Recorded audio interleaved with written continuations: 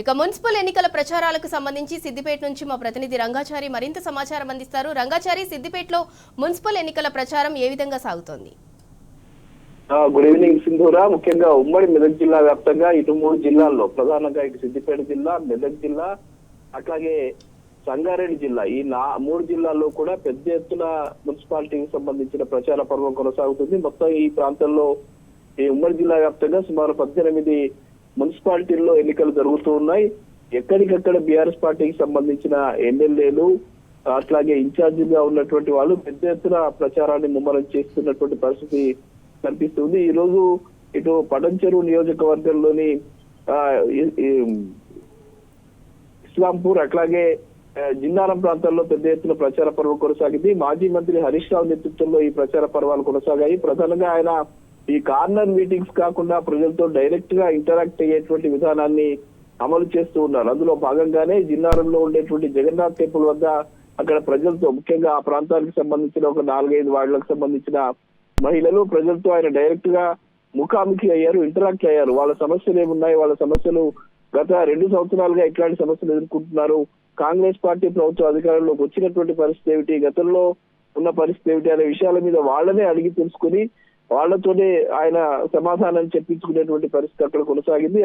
ఆ నేపథ్యంలో వాళ్ళు ప్రజలంతా కూడా రేవంత్ రెడ్డి ప్రభుత్వం అధికారంలోకి వచ్చిన తర్వాత ఎదుర్కొంటున్న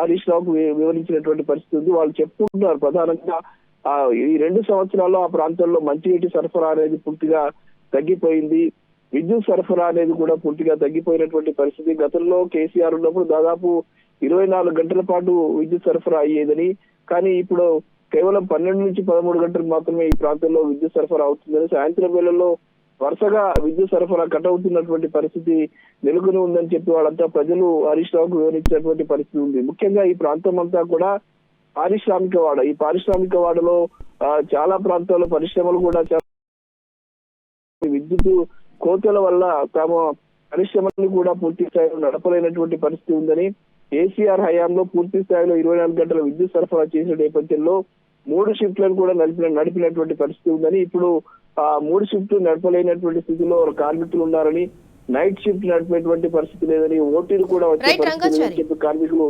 చెప్పినటువంటి పరిస్థితి. ఇక్కడ జిన్నారంలోనూ ఇస్లాపూర్ లోనూ ఈ రోజు ప్రచార పర్వాలు కొనసాగే డైరెక్ట్ గా ఇంటరాక్ట్ అవుతున్నటువంటి పరిస్థితి. రేవంత్ రెడ్డి ప్రభుత్వం చేస్తున్నటువంటి ప్రజా వ్యతిరేక విధానాలు, హామీల అమలుకు సంబంధించిన విషయాల మీదనే ప్రధానంగా చర్చ పెడుతున్నారు హరీష్ రావు. గత ప్రభుత్వం ఉన్నప్పుడు అన్ని రకాలుగా ఆదుకున్నటువంటి కేసీఆర్ ప్రభుత్వం ఉందని, రేవంత్ రెడ్డి ప్రభుత్వం అధికారంలోకి వచ్చిన తర్వాత అన్ని కూడా ప్రజలకు సమస్యలుగానే మిగిలిపోయాయని చెప్పి చెప్తున్న పరిస్థితి కనిపించింది ఈ రోజు Sindhura. Right, thank you Rangachari.